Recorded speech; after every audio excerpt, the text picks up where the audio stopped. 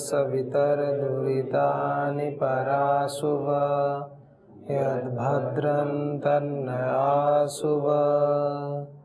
ॐ शान्ति शान्ति शान्तिः। ॐ सर्वेभ्यो नमः। ॐ श्री गुरुभ्यो नमः। ॐ श्री परमात्मने नमः। ओम। वैदिक संस्कृति, वैदिक विधान पर आधारित एक ऐसी संस्कृति, एक ऐसी सभ्यता जो मनुष्य जीवन का अंतिम उद्देश्य उसको स्पष्ट कराती है,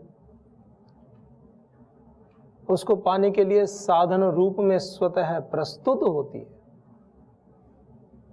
स्वयं साधन भी बनती है लक्ष्य को पूरा कराने में। हमारे उस लक्ष्य में आने वाली बाधाओं को दूर करने के लिए भी मार्गदर्शन प्रदान करती है। ऐसी हमारी संस्कृति। जैसे योग, आसन, प्राणायाम आदि करते हैं, व्यायाम करते हैं, तो कहते हैं कि सर्वांगीण विकास के लिए आवश्यक है। ऐसे ही हमारे संपूर्ण आध्यात्मिक जीवन के सर्वांगीण विकास के लिए आवश्यक यदि कोई संस्कृति है तो वह है वैदिक संस्कृति। जीवन का एक भी पक्ष तो ऐसा नहीं है जो छूट गया हो। वेद में भी 20,000 से ज्यादा मंत्र हैं, चारों वेदों में मिला लें। उन मंत्रों का समावेश, प्रत्येक मंत्र में कुछ न कुछ ईश्वर की स्तुति, प्रार्थना, उपासना के माध्यम से संदेश दिए हैं, भिन्न भिन्न व्यक्ति की चेतना के स्तर से, भिन्न भिन्न रूप से। जिसकी चेतना का स्तर जैसा है वह वैसा ग्रहण कर सकता है। इतने अलग अलग तरीकों से उन सत्यों को बताया गया है जो सत्य हमें पहली बार में समझ में ना आते हो तो बार बार बार बार। और वैदिक मंत्रों के साथ में उपनिषदों की एक श्रृंखला, दर्शनों की एक श्रृंखला, पूरा शास्त्र बना दिया गया है। उसमें ऋषियों की टीकाएं, ऋषियों की व्याख्याएं, ऋषियों के जीवन वृतांत, उनके अपने अनुभव, उसके इतर वो भी शामिल है। ऋषियों ने जो मूल रूप में सूत्र दिए हैं, उन सूत्रों को अनुभव करके हमारे ऋषि महर्षियों ने, महापुरुषों ने अपने जीवन के अनुभव भी लिखे। माने साधक के लिए कोई भी ऐसा विषय नहीं बचा है कि वो चाहे और उसको उसका उत्तर न मिल पाए। शाब्दिक उत्तर की बात कह रहा हूं, क्योंकि जिस पथ के हम सब राही हैं वो पथ तो अनुभूति का पथ है। मैं कितने भी अच्छे तरह से आपको बता दूं कि गुलाब जामुन मीठी होती है, रसगुल्ला मीठा होता है, बर्फी मीठी होती है, उसकी जो विशेष प्रकार की जो मिठास है वो बिना अनुभव के कैसे जानोगे? मुंह से मिठास मिठास मिठास कहने से मिठास का अनुभव तो नहीं जान पाओगे ना। मैंने तो अनुभव किया है, लेकिन मैं बता रहा हूं कि ऐसा मीठा है, नहीं जान पाओगे, संभव ही नहीं है।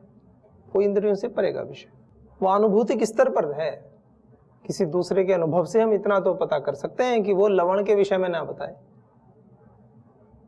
ऐसा भी होता है, किसी व्यक्ति को मार्ग ना पता हो, किसी से पूछ लो भैया दिल्ली जाना है, और वो बता दे देहरादून की तरफ रास्ता जाता है,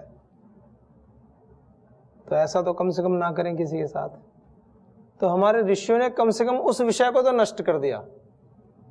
कोई व्यक्ति किसी को भटका सकता हो, तो वैदिक संस्कृति में, वैदिक साहित्यों में, वेदों में इस विषय की तो और हमें ज्यादा दिमाग लगाना नहीं है कि भाई इस मार्ग पर चले या ना चले। वैदिक पथ है, आंख बंद करके सीधे दौड़ जाओ। मानो उन्होंने बता दिया जो मीठा है उसको मीठा बता दिया, लवण है लवण बता दिया, यथार्थ ज्ञान दे दिया हमें। कैसा? यथार्थ ज्ञान, जो जैसा है वैसा ही। ऋषियों की परिभाषा ये है ना, साक्षात्कृत धर्म। बस अब बात है सीधी अनुभूति की। अपने तप के द्वारा उस सत्य को जाने, अपने तप के द्वारा जाने। किसी दूसरे के तप के द्वारा कैसे जान पाओगे? दूसरे का तप तो आपको इतना कर सकता है, उसको देख करके आप प्रेरित हो सकते हैं, उसको देख करके आपके अंदर अच्छी अच्छी प्रेरणाएं उत्पन्न हो सकती हैं, इंस्पायर हो सकते हो। हम ऋषि महर्षियों से, महापुरुषों को देख करके, उनके जीवन वृत्त को देख करके, उनके जीवनी को पढ़ करके हमारे अंतर्मन में क्या होता है? हमारे कभी कभी तो रोंगटे से खड़े हो जाते हैं उनके तप को, उनके त्याग को, उनके भीषण पुरुषार्थ को देख करके। इन सब बातों से होता क्या है? अंततः हमें प्रेरणा ही तो मिलती है कि हमें भी उस पथ पर चलना चाहिए, जो उनके अधूरे स्वप्न हैं उनको इस जीवन में हमें पूरा करना चाहिए, और उन सब कार्यों को करते करते हमें अपने जीवन के अंतिम लक्ष्य के लिए भी प्रयासरत रहना चाहिए। और ये पर्यायवाची से ही होते हैं। ये सब कैसे हैं? पर्यायवाची हैं। जब हम ऋषि मुनियों के, महापुरुषों के स्वप्नों को पूरा कर रहे होते हैं तो कहीं ना कहीं हम अपना कल्याण कर रहे होते हैं, हमें पता नहीं होता। जैसे एक व्यक्ति कुआं खोद रहा है, जब खोदना शुरू किया तब तो पानी नहीं था ना उसमें, मिट्टी धूल भी लगेगी ना उसके, लेकिन खोदते खोदते खोदते खोदते जब वह नीचे पहुंच जाएगा तो उसी से पानी भी निकल जाएगा। उस पानी से वह स्वयं भी स्नान कर लेगा, पी भी लेगा, स्वच्छ भी हो जाएगा। जो पुरुषार्थ वो कर रहा है अंततः उसको भी तो लाभ हो ही जाएगा। एक सामान्य उदाहरण की बात कह रहा हूं, ऐसा नहीं कोई कहे कि जी नीचे नहीं आया पानी आया, तो विषय जो बताया जा रहा है उसकी बात कर रहा हूं। नहीं भी आया तो भी उसका पुरुषार्थ व्यर्थ थोड़ी जाता है, पुरुषार्थ कभी व्यर्थ नहीं जाएगा। ये पता चल जाएगा कि इस जमीन में पानी नहीं है, कहीं और खोदो, कोई दूसरा तो वहां नहीं आकर के खोदेगा, पुरुषार्थ व्यर्थ थोड़ी जाता है। प्रेरणा है, ज्ञान तो मिलता ही है। असफलता होती क्या है? असफलता बस यही तो है। परम श्रद्धेय श्री स्वामी जी महाराज एक दिन बता रहे थे कि असफलता तो कुछ होती नहीं है, या तो हम सफल होते हैं या फिर कम सफल होते हैं, असफल कभी नहीं होते। या तो हम पूर्ण रूप से सफल हो जाते हैं या फिर कम सफल होते हैं। कर्तृकरण साधन वैगुण्यात्, कर्ता में कोई कमी हो, कर्म में कोई कमी रह जाए, करण में कोई कमी रह जाए, इन कारणों की वजह से, इन कारणों में कोई दोष हो जाए तभी तो हम सफल नहीं हो पाते। कर्तृ अर्थात कर्ता, कर्ता में कोई कमी है। हमारा लक्ष्य क्या है? स्वस्थ होना। अब कर्ता करने वाला काम ही नहीं कर रहा है, व्यायाम ही नहीं कर रहा है, प्राणायाम कर ही नहीं रहा है, स्वस्थ कैसे रहेगा? कर्ता में ही वैगुण्य हो गया, कर्ता में ही विकार उत्पन्न हो गया। कर्म में विकार उत्पन्न हो जाए, कर्म करने की बात है, कर्ता ठीक है लेकिन कर्म करना है उसको, योग प्राणायाम तो कर नहीं रहा है, कुछ और ही कार्यक्रम में लगा पड़ा है। कर्म तो कर रहा है लेकिन जो विधि पूर्वक जो कर्म करने हैं वो नहीं करता है। योग का समय है, प्राणायाम का समय है, शरीर से स्वेद की गंगा बहाने का समय है, फिर हम तो ध्यान करेंगे भगवान जी का। अरे पूरा दिन पड़ा है, कर लो ध्यान, लेकिन 20-25 मिनट इस शरीर पर तो दे दो। ये तो मशीनरी है ना, एक तंत्र है ना, ये तो मंदिर है ना। मंदिर के पुजारी कहने लगे अरे क्या जरूरत है पूजा करने की, भगवान तो अंदर विराजमान है ना, तो रहने दो, गंदा सड़ने दो। ऐसे थोड़ी होता है, होने नहीं देता कोई। इस साक्षात शरीर में परमेश्वर का वास है, उसके लिए कुछ करते नहीं, ऐसे थोड़ी चलता है। तर्क दिए जा सकते हैं, संतुष्ट भी कर देंगे, ऐसा नहीं कि आप अपने तर्कों से किसी को संतुष्ट ना कर पाए, बड़े अच्छे से संतुष्ट कर देंगे, योग प्राणायाम व्यायाम की उपयोगिता को हटा भी देंगे, क्योंकि दूसरा व्यक्ति हो सकता है आपसे बहस ना करना चाहे, क्योंकि अंततः तो लाभ आप ही को होना है। शरीर स्वस्थ रहेगा, आपके जीवन का आयुष्य बढ़ेगा। कोई व्यक्ति पुरुषार्थ ना करते हुए 60-70 साल तक जीता है और एक व्यक्ति पुरुषार्थ पूर्वक जीवन जीते हुए 100 से अधिक वर्ष तक स्वस्थ रह करके जीवन जीता है, तो समाज के लिए कौन कल्याणकारी? और एक व्यक्ति जो जीवन अच्छे से जी रहा है वो संदेश देता है, अन्यों को खुशियां देता है, लोक कल्याण के कार्य करता है, तो उसके जीवन से तो प्रेरणा अधिक मिलती है, तो निश्चित वह तो कल्याणकारी है ही। तो बात इतनी सी है, कर्म में विगुणता अगर हो गई, कर्म यदि ठीक ठीक नहीं करोगे, कोई खराबी नहीं है, शरीर ठीक है, लेकिन कर्म यदि ठीक नहीं कर रहे हो तो भी दिक्कत है। कर्तरी कर्म साधन वैगुण्यात्, साधन यानी करण, कर्ता कर्म और साधन की विगुणता से, साधन बोलो करण बोलो एक ही बात है। गड्ढा खोदना है और आप चाकू लेके बैठ जाओ, फावड़े की जगह छोटा सा चाकू लेके बैठ जाओ या सुई लेके बैठ जाओ कि हम जमीन खोदने जा रहे हैं, ताकत भी पूरी है, कर्म भी करना है, पता चल गया क्या करना है, कर भी रहे हो, हाथ से ताकत लगा रहे हो पूरी, तो कुआं तो खोदने वाला नहीं है। साधन भी सही होना चाहिए। पत्थर फोड़ना है तो फुटबॉल लेके चले जाओगे तो पत्थर थोड़ी फूट जाएगा, उसके लिए तो हथौड़ा लेके जाना पड़ेगा विशेष प्रकार का। वो भी हमें समाज में जब ये चीजें देखते हैं सुनते हैं तब तो हमें लगता है कि हाँ ये तो बिल्कुल प्रैक्टिकल बात है, बिल्कुल ठीक है, ऐसे ही होता है। और जब अपने जीवन पे बात आती है तो स्वस्थ रहना है, ना तो व्यायाम करेंगे, ना योग करेंगे, ना प्राणायाम करेंगे, स्वस्थ रहना है, संभव कैसे? इस बात पे विचार नहीं करेंगे। एक दिन महाराज जी कह रहे थे कि जो व्यक्ति भोजन को दवा की तरह खाते हैं, दबा के खाने की बात नहीं कह रहे हैं, भोजन को दवा की तरह, दबा के खाना एक अलग विषय हो गया। जो भोजन को दवा की तरह, मेडिसिन की तरह लेते हैं वो तो ठीक रहते हैं, नहीं तो फिर होता क्या है, दवा को भोजन की तरह खाना पड़ता है, फिर आगे बीमार हो जाते हैं तो इतनी दवाई खानी पड़ती है कि आपको लग रहा होगा इतनी थोड़ी खाते होंगे, इतनी खाते हैं, हर चीज की गोली 40-40, 50-50 गोलियां ऐसे भर भर के खाते और फिर भी स्वस्थ नहीं रहते। ये तो जीवन है, जिस मोड पे डालने डाल लो, स्वतंत्र है कर्ता, कर्ता को स्वतंत्रता दी है। अपने जीवन को इतना अच्छा बना लो कि 70-80 वर्ष तक आते आते ऐसा हो जाए कि उसके बाद तो इसमें अगर कुछ ना भी करें तो भी 20-25 साल तक पुराने पुरुषार्थ को लेकर चलता चला जाएगा। कहते हैं ना रांच की लकड़ी होती है, कहते हैं बहुत चलती है, तो जब वो पेड़ होता है खड़ा तो ऐसे थोड़ी है कि वो 2 साल में पूरा हो जाता है, सैकड़ों सालों तक वो पेड़ खड़ा होता है, उसके अंदर पूरी कठोरता आ जाती है, फिर इतनी कठोरता आ जाती है, इतना मजबूत हो जाता है, उसको काट भी दो तो भी सैकड़ों वर्षों तक उसको फर्क नहीं पड़ता, उसकी लकड़ी इतनी मजबूत रहती है। जड़ से कटने के बाद भी वो सैकड़ों वर्षों तक, उससे भी अधिक साल तक वो चलता है, साल की लकड़ी बोलते। तो अभी तो जड़ों से जुड़े हैं ना, इतने मजबूत हो जाएं, इतने पक्के हो जाएं कि जड़ों से कभी हट भी जाएं। जड़ों से हटने का मतलब है कि शरीर धर्म से कभी हट भी जाएं, मृत्यु भी हो जाए तो भी हमारा तप इतना हो कि चलता रहे, उस तप का लाभ ही मिलता रहे हमें।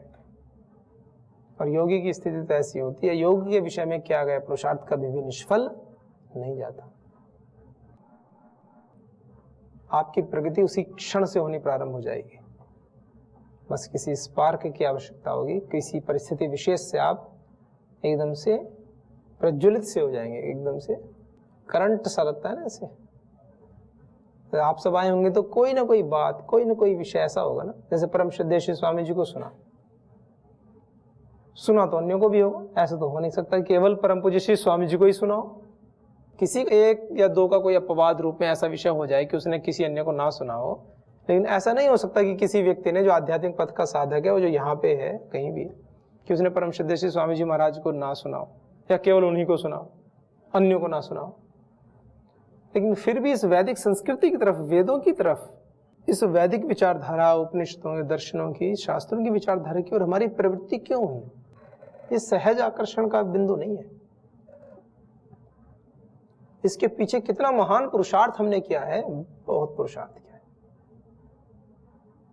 आप सब लोग जो यहाँ बैठे हैं सब ऋषि हैं, कितना पुरुषार्थ किया होगा आप लोगों ने, तब जाकर इस पथ के वर्ण के लिए कदम उठे हैं। और परम पूज्य श्री स्वामी जी महाराज का सानिध्य हमें मिल रहा है, ये अपने आप में एक बड़े गौरव की बात है। मतलब अपने सौभाग्य पर जितना भी हम गर्व करें कम है। अब बस एक ही बात है, स्वयं आचरण प्रारंभ कर दें और बस अब आगे बढ़ें। अपने जीवन में ना एक समझौता कर लें अपने साथ, जब तक करते नहीं है ना, संशय में भटकते रहते हैं। एक समझौता ये कर लें, अभी मैं विशुद्ध आध्यात्मिक साधकों की बात कर रहा हूं, आप लोग भी कर सकते हैं, इसमें कोई ऐसी बात तो है नहीं कि केवल एक ही पक्ष को लेकर के कह रहा हूं। हम इतना समझौता तो कर ही सकते हैं अपने जीवन में कि हमें विकारों से युक्त नहीं होना है। हमें अपने जीवन के जो ये समय है अनमोल, 20, 25, 30 वर्ष जो युवावस्था वाले वर्ष हैं, जो संसार में लगाएंगे तो सांसारिक उन्नति होगी, भौतिक ऐश्वर्य में लगाएंगे, घर परिवार बना लेता है व्यक्ति, और क्या करता है, गाड़ी ले लेगा, अच्छे से जॉब मिल जाएगी, उसको फिर सफल कह देंगे। 60-70 वर्ष के बाद की व्यक्ति सफल है, फिर बुजुर्ग हो जाएगा, अपना घर परिवार में आकर के सामान्य जीवन जिएगा। तो वो जो उसका पीक टाइम होता है 25 साल के बाद में, इस समय को यदि आप बाहर के क्षेत्र में लगाओगे तो बाहर के क्षेत्र में कुछ ना कुछ कर लोगे, और इस समय को आप यदि ईश्वर के पथ पर, भगवान के पथ पर लगाओगे तो उसमें बहुत कुछ कर सकते हो। और बाहर की ओर क्या गया पुरुषार्थ अगले जन्म में आपका होगा, इसकी गारंटी नहीं है, और इस जन्म में क्या गया पुरुषार्थ निश्चित रूप से आपका होने वाला है, इसकी सभी शास्त्र गारंटी लेते हैं और सब बंधनों से छुड़ा देते हैं। अहम त्वा सर्व पापेभ्यो सर्व विकारेभ्यो सर्व रोगेभ्यो मोक्षयिष्यामि मा शुच। कोई शोक मत कर, कोई संताप मत कर, कोई विचलित मत, ऐसे कहते हैं। छुड़ाने की प्रतिज्ञा भगवान स्वयं लेते हैं कि मैं छुड़ा दूंगा, परेशान मत, बस लगा रहे, कर्म करते रहो बस। और कर्म का जो फल है उसका अधिकार ईश्वर ने क्यों रखा है अपने पास? उसका अधिकार भी इसलिए रखा है, मनुष्य अच्छे कर्म भी कर लेता है, कभी कभी अज्ञानवश बुरे कर्म भी कर लेता है, अज्ञानवश। और कर्म फल का अधिकार यदि मनुष्य के पास हो तो कर्म तो कितना भी गलत करे, फल तो कभी भी नहीं चाहेगा अपने लिए गलत। एक कत्ल करने वाला कातिल भी नहीं चाहेगा कि मुझे फांसी की सजा हो, वो क्यों चाहेगा? यदि फल का अधिकार भगवान जी मनुष्य को ही दे देते, भाई कर्म भी तू ही कर और फल भी अपने आप ले ले, तो कर्म कैसे भी करता, फल तो अच्छा लेता हो, गलत फल तो कभी लेता ही नहीं। तो एक न्याय व्यवस्था बनी रहे, इसलिए भगवान जी ने कहा कि कर्म आप करो, फल मैं दूंगा। कर्म करने में आप स्वतंत्र और फल देने में मैं स्वतंत्र। और एक और कमिटमेंट कर लिया कि दूंगा आपके अनुसार ही। ये भी बात है कि अपना कुछ भी उसमें मिलाऊंगा नहीं, कृपा कर दूंगा, बस एक रूल बना दिए, सारे डायमेंशन सेट कर दिए, अब चलते रहो आगे। तो इस लोक में, समाज में, या कोई अन्य व्यक्ति कोई किसी को फल दे ना दे तो कुछ भी ऊंचा नीचा होता रहता है। ईश्वर ने कहा इस व्यवस्था को मैं अपने पास रखता हूं, आप आगे बढ़ो। प्रतियोगिता रहित पथ है यह अध्यात्म का पथ। आत्मस्पर्धा में जियो बस, किसी से कोई प्रतियोगिता है ही नहीं। इसका मतलब ऐसा नहीं है कि जैसे हमें वैसे ही ठीक है, बस कोई प्रतियोगिता तो है नहीं, बस हमारी स्थिति श्रेष्ठ स्थिति है, ऐसे नहीं। प्रेरणा लो महापुरुषों से, ऋषियों से, गुरुजनों से प्रेरणा लो। कसौटी क्या है? पता कैसे चलेगा कि हमारी जो स्थिति है वो कैसी है? क्या कसौटी है? सारा लिख दिया। चित्त में जो वृत्तियां उत्पन्न होती रहती हैं उनको देखते रहो, पता चलती हैं। अच्छे विचार मन में आते हैं, अच्छे अभ्यास होते हैं तो भी आपको ही पता चलता है। बहुत ज्यादा कहने की बात नहीं है इस पथ पे। जो स्थूल बातें हैं ना उसके विषय में तो ध्यान तो आकर्षित कराते ही हैं, पर यह पथ उससे कहीं आगे का पथ है। जब एक साधक पूर्ण समर्पण भाव से ईश्वरीय पथ पर चलता है तो यह माना जाता है कि वह स्थूल दोषों को पार कर चुका है, और तो प्रगति प्रारंभ होती है। और नहीं भी किए हैं तो इसमें कोई पछताने वाली या कोई गिलाने वाली बात नहीं है कि बस मरे जा रहे हैं दुख में। हो गया ना, आ गए ना, बढ़ो। यात्रा तो प्रारंभ करनी ही है ना, करते हैं शुरू।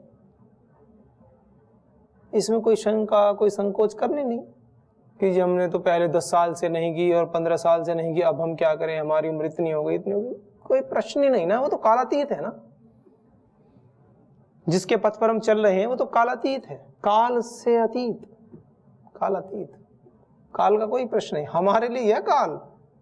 कहते हैं काल आ जाएगा भाई, अच्छे कर्म कर ले, क्योंकि पंच भौतिक शरीर है ना, तो इसकी एक सीमा है।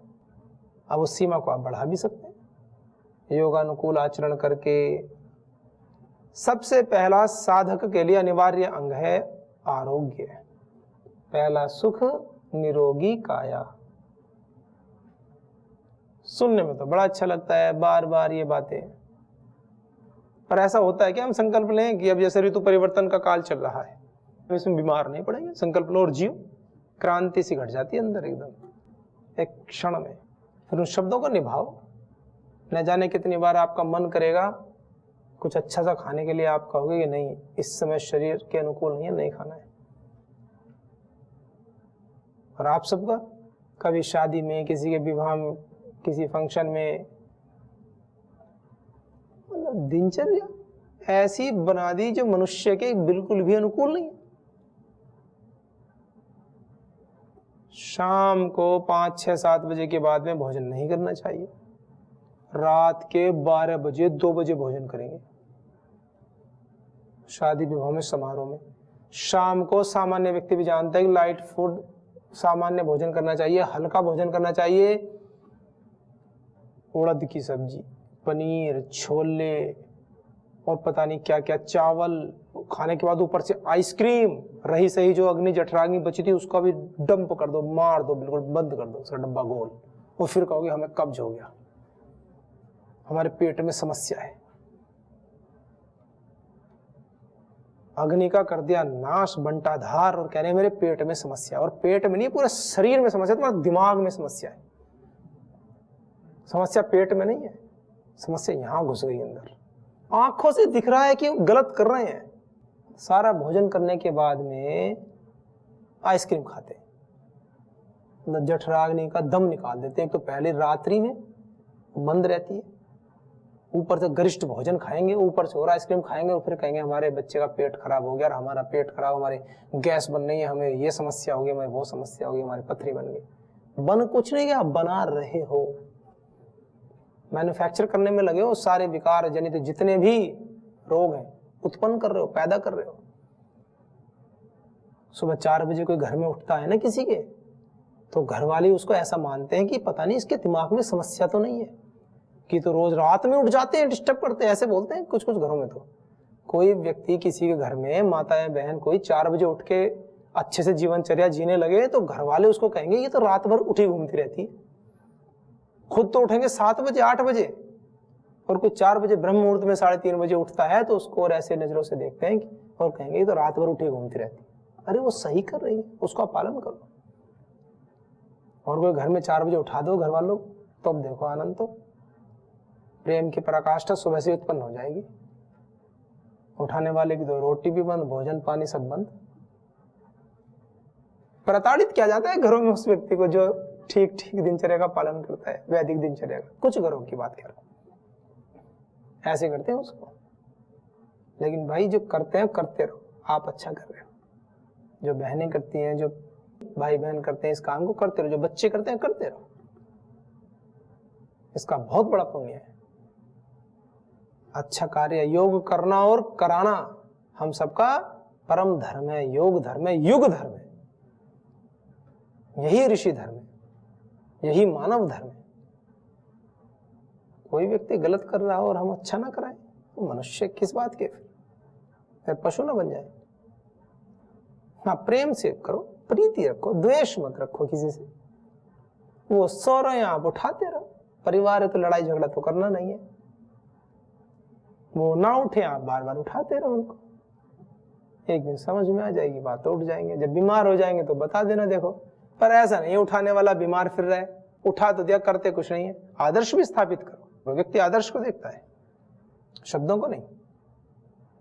स्वयं तो उठो भी, अपनी आवश्यक दिनचर्या भी करो, उनके सामने एग्जाम्पल सेट करो। जिस ऋतु में वो बीमार पड़ते हैं, उस ऋतु में आप अत्यंत स्वस्थ होकर उनके सम्मुख उपस्थित रहें, और धीरे से प्रेम से थोड़ी सी बात खिसका दिया करें, उनके दिल को चोट भी ना लगे कि देखो आप ऐसे करते हो तो बीमार हो गए, देखो मैं तो नहीं हुआ। कभी कभी कहीं परिवारों में कोई बोलता है ऐसे कि देखो मैं तो बीमार नहीं हूं, तो ऐसे बोलते हैं, ऐसे मत बोलो, ऐसे बोलोगे तो बीमार हो जाओगे।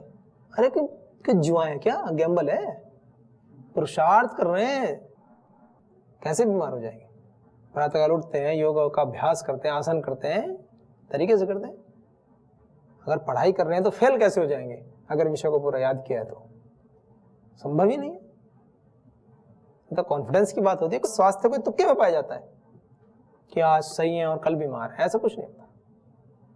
संकल्प पूर्वक पाया जाता है, संकल्पवान पुरुष हो। तो सबके जीवन में अच्छे संकल्प घटित, शुभ संकल्पों में जिए।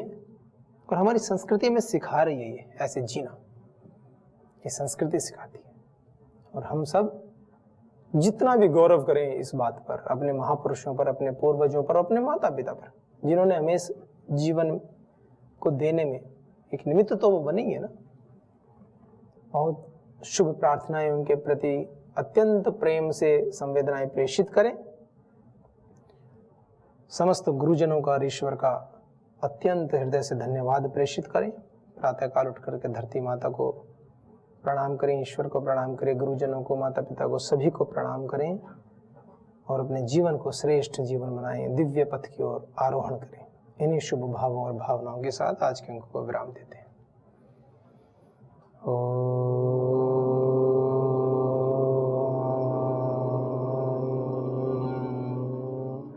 शांति शांति शांति।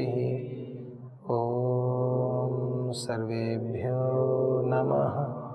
ओम श्री गुरुभ्यो नमः।